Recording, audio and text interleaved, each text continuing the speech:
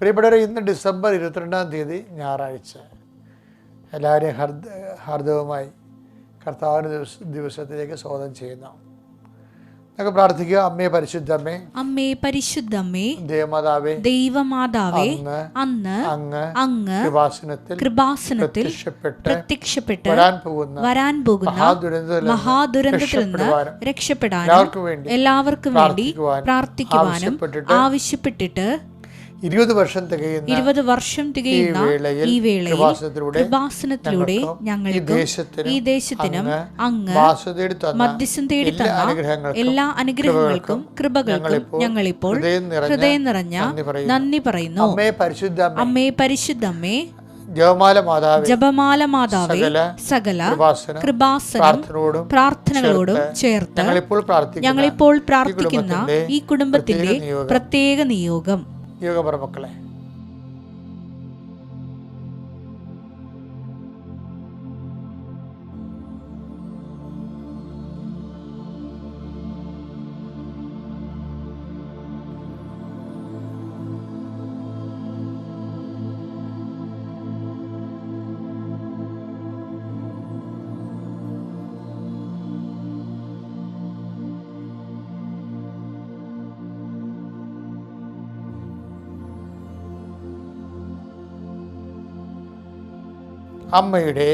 അമ്മയുടെ പ്രത്യക്ഷീകരണത്തിന്റെ ഈ ദ്വാദശക വേളയിൽ ഞങ്ങൾക്ക് സാധിച്ചു തരുവാൻ കനിയണമേ. ആമേൻ. വിശ്വാസ പ്രമാണം. സർവശക്തനായ പിതാവും ആകാശത്തിന്റെയും ഭൂമിയുടെയും സൃഷ്ടാവുമായ ദൈവത്തിൽ ഞാൻ വിശ്വസിക്കുന്നു. അവിടുത്തെ ഏകപുത്രനും ഞങ്ങളുടെ കർത്താവുമായ ഈശോമിശിഹായിലും ഞാൻ വിശ്വസിക്കുന്നു. ഈ പുത്രൻ പരിശുദ്ധാത്മാവിനാൽ ഗർഭസ്ഥനായി കന്യകാമറിയത്തിൽ നിന്ന് പിറന്ന് പൊന്തിയോസ് പീലാത്തോസിന്റെ കാലത്ത് പീഡകൾ സഹിച്ച് കുരിശിൽ തറയ്ക്കപ്പെട്ട് മരിച്ച് അടക്കപ്പെട്ട് പാതാളങ്ങളിൽ ഇറങ്ങി മരിച്ചവരുടെ ഇടയിൽ നിന്ന് 3-ാം നാൾ ഉയർത്ത് സ്വർഗത്തിലേക്ക് എഴുന്നള്ളി സർവശക്തിയുള്ള പിതാവായ ദൈവത്തിന്റെ വലതുഭാഗത്തിരിക്കുന്നു. അവിടെ നിന്ന് ജീവിക്കുന്നവരെയും മരിച്ചവരെയും വിധിക്കുവാൻ വരുമെന്നും ഞാൻ വിശ്വസിക്കുന്നു. പരിശുദ്ധാത്മാവിലും ഞാൻ വിശ്വസിക്കുന്നു. വിശുദ്ധ കത്തോലിക്കാ സഭയിലും പുണ്യവാന്മാരുടെ ഐക്യത്തിലും പാപങ്ങളുടെ മോചനത്തിലും ശരീരത്തിന്റെ ഉയർപ്പിലും നിത്യമായ ജീവിതത്തിലും ഞാൻ വിശ്വസിക്കുന്നു. ആമേൻ. സ്വർഗ്ഗസ്ഥനായ ഞങ്ങളുടെ പിതാവേ, അങ്ങയുടെ നാമം പൂജിതമാകണമേ. അങ്ങയുടെ രാജ്യം വരണമേ. അങ്ങയുടെ തിരുമനസ് സ്വർഗത്തിലെ പോലെ ഭൂമിയിലും ആകണമേ. അന്നു വേണ്ടുന്ന ആഹാരം ഇന്ന് ഞങ്ങൾക്ക് തരണമേ. ഞങ്ങളോട് തെറ്റ് ചെയ്യുന്നവരോട് ഞങ്ങൾ ക്ഷമിക്കുന്നത് പോലെ ഞങ്ങളുടെ തെറ്റുകൾ ഞങ്ങളോടും ക്ഷമിക്കണമേ. ഞങ്ങളെ പ്രലോഭനത്തിൽ ഉൾപ്പെടുത്തരുതേ, തിന്മയിൽ ഞങ്ങൾ രക്ഷിക്കണമേ. ആമേൻ. നന്മ നിറഞ്ഞ മറിയമേ, സ്വസ്തി. കർത്താവ് അങ്ങയുടെ കൂടെ സ്ത്രീകളിൽ അങ്ങ് അനുഗ്രഹിക്കപ്പെട്ടവളാകുന്നു. അങ്ങയുടെ ഉദരത്തിൻ ഫലമായി ഈശോ അനുഗ്രഹിക്കപ്പെട്ടവനാകുന്നു. പരിശുദ്ധ മറിയമേ, തമ്പുരാന്റെ അമ്മേ, പാപികളായ ഞങ്ങൾക്ക് വേണ്ടി ഇപ്പോഴും ഞങ്ങളുടെ മരണസമയത്തും തമ്പുരാനോട് അപേക്ഷിക്കണമേ. ആമേൻ. അനുദിന അനുഗ്രഹ പ്രാർത്ഥനയാണ്. അറിയാവുന്ന ശ്രദ്ധിച്ചുകൊണ്ട് നിൽക്കാം, അല്ലാത്തവർക്ക് മനസ്സിൽ വിശ്വാസപ്രമാണം ചൊല്ലിക്കൊണ്ട് നിൽക്കാം, അല്ലാത്തവർ മൗനമായിട്ട് ശിരസ് നമിച്ച് കൈകൾക്ക് ഒപ്പി നിൽക്കാം. ശ്രദ്ധയോടെ പ്രാർത്ഥന കേട്ടുകൊണ്ടിരിക്കാം. കർത്താവേ, നിന്റെ ഉന്നതമായ നാമത്തിന് സ്വസ്ഥം ചെയ്യുന്നു. കർത്താവേ, നിന്റെ വിശുദ്ധ പൗരോഹിത്യത്തെ മഹത്വപ്പെടുത്തണമേ. 38 വർഷം ഞാൻ അർപ്പിച്ച കൃപാനയുടെ യോഗ്യതയാൽ കൃപാസ്ഥാനത്താറെ ജീവനോടെ പ്രത്യക്ഷപ്പെട്ട മാതാവിൻ്റെ മധ്യസ്ഥത്തിൽ നടന്നിട്ടുള്ള 10,000-കണക്കിന് ആരാധനയുടെ ആധാരത്തിൽ അങ്ങയുടെ തിരുസന്നിധിയിൽ പ്രാർത്ഥിക്കുന്ന കർത്താവേ, ഇന്ന് ഏറ്റവും പ്രയാസം അനുഭവിച്ചിരിക്കുന്നവരെ ഇന്നത്തെ ദിവസം ഒന്ന് കഴിഞ്ഞ് കിട്ടിയാൽ കൊള്ളാമെന്ന് ആഗ്രഹിക്കുന്നുണ്ട്. ചിലപ്പോൾ ഡോക്ടർമാർ ചില ദിവസങ്ങൾ ചില ആൾക്കാരോട് പറയും, ചില മണിക്കൂറുകൾ പറയും. അപ്പോൾ ആ ദിവസം എണ്ണി ചിലവഴിച്ച് ചെയ്യും. ചില ആൾക്കാർ ഡിസംബർ 22-ാം തീയതി കഴിയുമ്പോൾ ഒരു ആശ്വാസമായെന്ന് പറയുന്നവരുണ്ട്. അപ്പോൾ ഡിസംബർ 22-ാം തീയതി പ്രതീക്ഷിക്കുന്ന ഒത്തിരിയേറെ വിഷയങ്ങളുണ്ട്. സാമ്പത്തികമാകാം, ആരോഗ്യമാകാം, ജോലിയാകാം, ഇൻ്റർവ്യൂ ആകാം, ആരെങ്കിലും കണ്ടുമുട്ടുന്ന വിഷയങ്ങളാകാം. എല്ലാം എൻ്റെ മക്കളുടെ കൂടെ കർത്താവിൻ്റെ സാന്നിധ്യം ഉണ്ടാകും. ഇന്നത്തെ ഈ പ്രാർത്ഥനയിൽ കൂടുമ്പോൾ നിങ്ങൾ നിങ്ങളുടെ ആവശ്യങ്ങൾ അതുപോലെ ടൈപ്പടിച്ച് കയറ്റുകയും ഈ പ്രാർത്ഥനയുടെ കൂട്ടത്തിൽ നിയോഗം വെച്ച് മൊബൈലിലോട്ട് അങ്ങോട്ട് ചാർജ് ചെയ്ത് എഴുതി കയറ്റണം. എന്നിട്ട് നിങ്ങളത് ഷെയർ ചെയ്യുകയും ചെയ്യണം. നമ്മുടെ ഈ ശുശ്രൂഷ 10,000-10,000 പേര് നിങ്ങളെപ്പുറത്ത് കാണാനിടയായി വരുമ്പോൾ കർത്താവ് നിങ്ങൾക്ക് കർത്താവിൻ്റെ അടുത്ത് ഒരു സ്വരുക്കൂട്ടലുണ്ടാകും, ഒരു ഈടുവെപ്പ്. അതിനാണ് ഒരു സ്ഥിര നിക്ഷേപം ഉണ്ടാകും. നിങ്ങളുടെ ഒരു ആസ്തി ഭദ്രത എന്ന് ഞാൻ പറയും. ഈ ആസ്തി ഭദ്രത എപ്പോഴും ദൈവദിവസത്തെ കൂടാൻ വേണ്ടി കർത്താവ് ഞങ്ങളെ പ്രാർത്ഥിക്കുന്ന ഈശോയെ. കർത്താവ് കണ്ണ് കരികരിക്കുന്നവരും കണ്ണിൻ്റെ കാഴ്ച മങ്ങുന്നവരുണ്ട് ഈശോയെ. അവരെ സമർപ്പിച്ച് പ്രാർത്ഥിക്കുന്ന ഈ പ്രാർത്ഥന കൊണ്ട് അവർ സുഖപ്പെടണമേ കർത്താവ്. മൂക്കിന് അഡിനോയിഡ് വന്നു പോയവരും, കൈ തളർന്നു പോയവരും, കൈ വെട്ടപ്പെട്ട് മാറ്റിയവരും, കാല് വെട്ടപ്പെട്ട് മാറ്റിയവരും ഉണ്ട് ഈശോയെ. മ്യൂട്ടേഷൻ സംഭവിച്ച എല്ലാ മക്കളെയും നീ ആശ്വസിപ്പിക്കണം കർത്താവ്. അപകടത്തിൽ പെട്ടുപോയവരുണ്ട് ഈശോ, ആശുപത്രി കിടക്കുന്നവരുണ്ട് ഈശോയെ. കർത്താവ് ഇതോടുകൂടി പേടിച്ചിട്ട് ഇനി ഒരിക്കലും വണ്ടി എടുക്കാത്തവരുണ്ട്. ആ ജോലി തന്നെ അവസാനിപ്പിച്ചിട്ട് ജീവിതമാർഗം മുട്ടിപ്പോയവരുണ്ട് ഈശോയെ. അവരെല്ലാം നീ ഏർക്കണം കർത്താവ്. ആ ജോലികൾ ചെയ്തപ്പോൾ നിരാശ, ദൈവത്തെ പോലും വിളിക്കാൻ പറ്റണില്ല, ഭയം, പ്രയാസം, എങ്ങനെ ജീവിച്ചിരുന്ന ഞാനാണ് ഇന്നിപ്പോൾ എൻ്റെ ഗതികേട് കണ്ടെന്ന് ഓർത്തിട്ട് കർത്താവ് നമുക്കൊന്നും ഇല്ലാതെ വരുമ്പോൾ, നമുക്ക് പഴയതോടെ സ്വാധീനം ഇല്ലാതെ വരുമ്പോൾ, നമുക്ക് കൂടെ ഉണ്ടായിരുന്നവർ പോലും കർത്താവെ നമ്മളൊരു വിലമതിക്കാത്ത അവസ്ഥയുടെ മാനസിക പീഡനങ്ങൾ സഹിക്കാൻ പറ്റാതെ ഇങ്ങനെ കിടക്കണവരുണ്ട്. ശാശ്വത കിടക്കൽ ആരോട് പറയാനാണ്? ചോദിക്കുമ്പോൾ വെറുതെ ഇങ്ങനെ കണ്ണീന്ന് കണ്ണുനീരിങ്ങനെ ചെവിയിലോട്ട് ഒഴുകി തന്നെ കാണാം. മിണ്ടത്തില്ല, പറയത്തില്ല, പറഞ്ഞാൽ കൂടെ നിൽക്കുന്നവർ കൂടി ഇല്ലാണ്ടാകും. അതുകൊണ്ട് ഇങ്ങനെ കടിച്ചിറക്കി ജീവിക്കുന്ന മനുഷ്യരുണ്ട്. എല്ലാവരെയും നീ സമർപ്പിച്ച് പ്രാർത്ഥിക്കുകയാണ് കർത്താവേ. എല്ലാം നിൻ്റെ സ്പേസുകളാണിത്. മനുഷ്യന്മാർ പരാജയപ്പെട്ട് മനുഷ്യന്മാർക്കൊന്നും ചെയ്യാൻ പറ്റണില്ല. നിൻ്റെ ഒരു കരുണയാണ് കർത്താവ് ഇവിടെ വേണ്ടത്. കർത്താവ് പാപങ്ങളൊക്കെ അങ്ങ് ഓർക്കുകയാണെങ്കിൽ ആർക്ക് നിലനിൽക്കാൻ കഴിയുമെന്ന് സങ്കീർത്തനം ചോദിക്കുന്നുണ്ട്. ആർക്ക് നിലനിൽക്കാൻ കഴിയത്തില്ല. നിലനിൽപ്പില്ലാത്ത മനുഷ്യരാണ് ഈശോയെ എല്ലാവരും. അതുകൊണ്ട് നിൻ്റെ കരുണയാണ് ഞങ്ങളുടെ നിലനിൽപ്പ് കർത്താവ്. നിൻ്റെ കരുണയാണ് ഞങ്ങളുടെ നിലനിൽപ്പ്. ആ കരുണ കൊണ്ട് അങ്ങനെ പീഡാനുഭവത്തിൻ്റെ പീഡാനുഭവത്തെ ഓർത്ത് ഞങ്ങൾ കരുണ തോന്നണം കർത്താവ്. അങ്ങനെ മുൾക്കിടത്തെ ഓർത്തുകൊണ്ട് അങ്ങനെ മക്കൾ കരുണ തോന്നണം കർത്താവ്. അങ്ങനെ തിരുവിലായാലും മുറിവിനെ ഓർത്തുകൊണ്ട് മക്കൾ കരുണ തോന്നണം കർത്താവ്. അങ്ങനെ കരചരങ്ങളെ ആണിപ്പടി ഓർത്തുകൊണ്ട് കർത്താവ് അങ്ങനെ മക്കൾ കരുണ തോന്നുന്നത് പ്രാർത്ഥിക്കുന്നു. എൻ്റെ കർത്താവിന് ഉന്നതമായ നാമത്തിൽ സഭയുടെ അധികാരത്തിൽ കർത്താവെ ജീവിതം വഴിമുട്ടിയവർ, ജോലി മുട്ടിയവർ, ജോലി ലഭിക്കാത്തവർ, കാരണം ജീവിത പങ്കാളികൾ കിട്ടാത്തവർ, പെൺപിള്ളേരെ കെട്ടിച്ചു വിടാൻ പറ്റാത്തവർ, ഈശോയെ അങ്ങനെ എല്ലാവരെയും സ്വച്ഛ പ്രാർത്ഥിക്കുകയാണ്.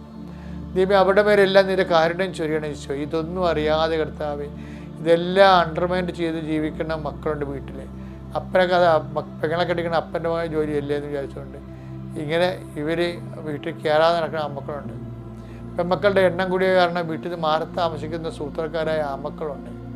കല്യാണം കഴിച്ച ഉടനെ മാറി താമസിക്കുന്നുണ്ട്. പിന്നെ അവരിങ്ങോട്ട് വരാറില്ല.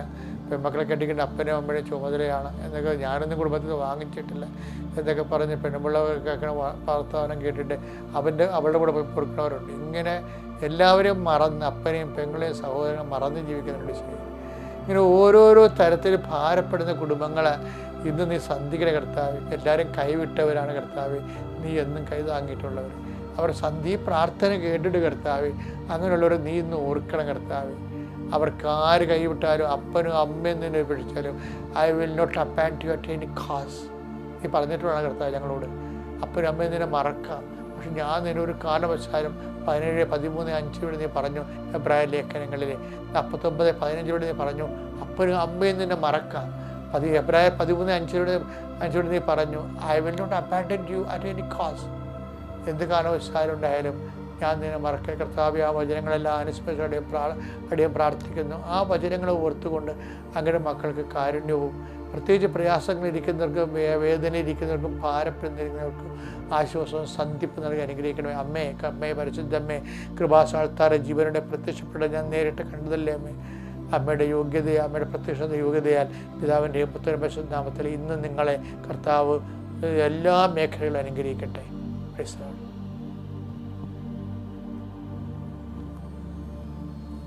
Okay, let's come to the point. ഇന്ന് രസോടോ എന്നേ ഒരു സാക്ഷ്യം ഞാൻ കേട്ടെ. സാക്ഷ്യം എന്ന് വെച്ച് കഴിഞ്ഞാൽ അവരുടെ പേര് ഡ്രിറ്റി എന്നാണ്. ഡ്രിറ്റി സ്ഥലം ഞാൻ മറന്നുപോയി. ഡിറ്റി പറഞ്ഞത് ഡിറ്റിയെക്കുറിച്ച് ആരോ കൃപാസന മാതാവിനെക്കുറിച്ച് പറഞ്ഞു. അപ്പം ഡിറ്റി ഒരു പ്രാവശ്യം ഇവിടെ വന്നു. ഡിറ്റിയുടെ പ്രസവിച്ച് അല്ലെ ശരീരത്ത് മുഴുവനും അരിമ്പാറയാണ് മകളുടെ. അവളെ കെട്ടിക്കാൻ പറ്റത്തില്ല, കാരണം അത്ര കണ്ടിങ്ങനെ അരിമ്പാറ ഇങ്ങനെ ഈ ഗുരുഗുരാന്ന് പറഞ്ഞ ഗുരു പോലെ കുരുമുളക് പോലെ ഇങ്ങനെ അരിമ്പാറ പിടിച്ചിരിക്കും. ഇതിന് കുറേ മരുന്നവർ ചെയ്യും. അവസാനം കൃപാസനത്തിൽ വന്ന് മാതാവിൻ്റെ മുഖത്തോട് നോക്കി പറയും, അമ്മേ നീ ശരിക്കുമുള്ള മാതാവാണ്. എന്ത് രസമല്ല പ്രാർത്ഥന. ശരിക്കുമുള്ള എൻ്റെ മാതാവ് കൃപാസന മാതാവേ, നീ ശരിക്കുമുള്ള മാതാവാണെങ്കിൽ എൻ്റെ മകളുടെ അരിമ്പാറ മാറ്റണം. ദൈവം പിറ്റേ ദിവസമേ ഈ ഉടമ്പടി തൈലം കൊണ്ട് പെരട്ടിയിട്ട് അരിമ്പാറ ഒന്നും കാണാനില്ല. എനിക്ക് ആ പ്രാർത്ഥന ഭയങ്കര, ഞാൻ കേട്ടപ്പെട്ടില്ല, കോരി തിരിച്ചു പോയി.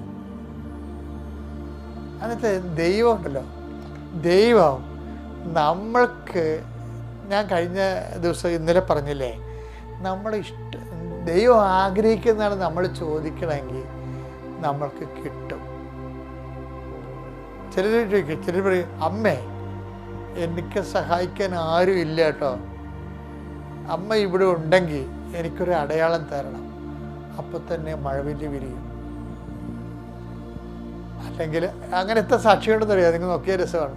അപ്പം തന്നെ സുഗന്ധാഭിഷേകം വരും. ഞാനിതൊക്കെ അച്ഛനായിട്ട് ഇപ്പോൾ 39 കൊല്ലമായി. ഞാനിതൊക്കെ ആദ്യം കേൾക്കുകയാണ്. പ്രസൻസ്, അതിനെല്ലാം ഉടമ്പടിയിൽ സാന്നിധ്യം നമ്മൾ വിളിക്കണത്. സാന്നിധ്യം എന്ന് പറയുന്നത് ദൈവത്തിൻ്റെ സാന്നിധ്യം വെളിവാക്കാൻ ചോദിച്ചാൽ അപ്പം റെഡിയാവും. കാര്യം ദൈവം സൗജന്യ ദാനമായിട്ട് നടക്കുന്നതാണ് സാന്നിധ്യം. കർത്താവ് പുതിയ ഉടമ്പടി സ്ഥാപിച്ചത്, കുർബാന സ്ഥാപിച്ചത് എന്താ സംഭവം? സാന്നിധ്യമാണ്. സാന്നിധ്യം സംലഭ്യമാക്കാനാണ്. മനുഷ്യൻ്റെ ദൈവത്തിൻ്റെ കൂടാരം മനുഷ്യൻ്റെ കൂടെ. ആ സാന്നിധ്യം ചോദിച്ചാൽ അതന്നെ ഞാനത്, അതായത് മോസസിനോടെ അത് വായിച്ചത് അതായത് പുറപ്പാട് 31:14 വായിച്ചേ. കർത്താവ് പറഞ്ഞു, 33:14 പുറപ്പാട്. കർത്താവ് പറഞ്ഞു, ഞാൻ തന്നെ നിന്നോട് കൂടെ വരികയും ഞാൻ തന്നെ നിന്റെ കൂടെ വരികയും നിനക്ക് ആശ്വാസം നൽകുകയും ചെയ്യും. നിനക്ക് ആശ്വാസം നൽകുക. അപ്പൊ എന്തിനാണ് കൂടെ വരേണ്ടത്? സാന്നിധ്യം എന്തിനാണ്? സമാശ്വാസത്തിന്. സാന്നിധ്യം എന്തിനാണ്? സമാശ്വാസത്തിന്.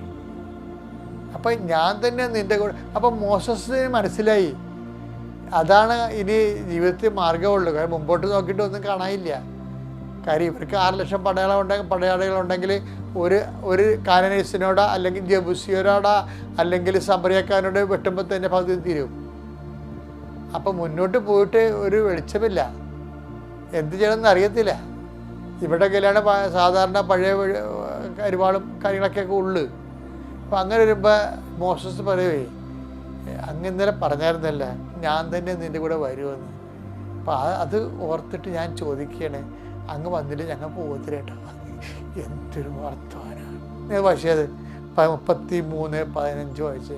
മോശ പറഞ്ഞു, അങ്ങ് ഞങ്ങളോട് കൂടെ വരികയില്ലെങ്കിൽ, ഞങ്ങളുടെ കൂടെ വരികയില്ലെങ്കിൽ ഞങ്ങളെ ഇവിടെ നിന്ന് പറഞ്ഞയക്കരുത്. അങ്ങ് പോരുന്നില്ലെങ്കിൽ അങ്ങ് എന്നിലും അങ്ങയുടെ ജനത്തിലും സംപ്രീതനാണെന്ന് എങ്ങനെ വെളിപ്പെടും? അപ്പൊ സാന്നിധ്യം എന്തിനാണ്? സമാശ്വാസത്തിന്. സാന്നിധ്യം എന്തിനാണ്? ദൈവത്തിൻ്റെ പ്രീതി നമുക്കുണ്ടെന്ന്. നീ സാന്നിധ്യം ചോദിക്കുന്ന ദൈവപതിരെ ഇന്ന് മുഴുവൻ നിൻ്റെ കൂടെ വരാൻ വേണ്ടി ചോദിക്കുക കർത്താവിനോട്. പരിശുദ്ധ അമ്മയുടെ സാന്നിധ്യം നമുക്ക് ലഭിക്കുന്നത് ദൈവത്തിൻ്റെ സാന്നിധ്യത്തിൻ്റെ തന്നെ അനുഭവ തലങ്ങളാണ്. അതുകൊണ്ടാണ് കൃപാസനം മാതാവ് പല മേഖലകളിലും ആൾക്കാർ കണ്ടു എന്നൊക്കെ പറയുന്നൊരു കാര്യം. സാന്നിധ്യം പണ്ട് മുതലേ ദൈവം നമുക്ക്